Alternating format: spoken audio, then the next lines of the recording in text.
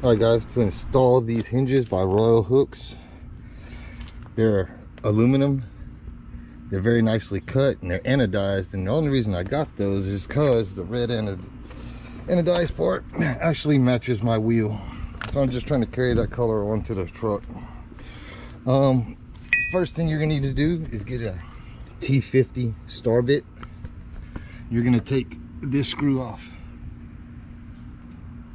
top and bottom, and then you're going to remove these two screws with the T50.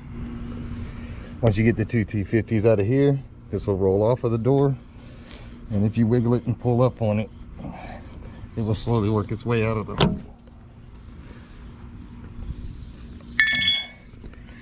Go ahead and clean this area up so that the new one will fit flush. Alright, it comes with new hinge pins. The bevel side goes down into the truck, and the long side with the flat end goes into the hinge. Got to install that before we move forward. Once it's installed, we can go ahead and put it on the truck.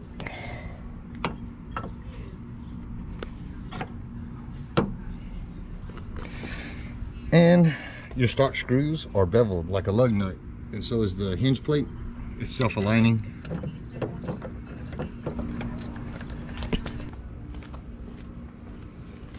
Tighten up this bottom pin first to ensure it's aligned, and then tighten these two up.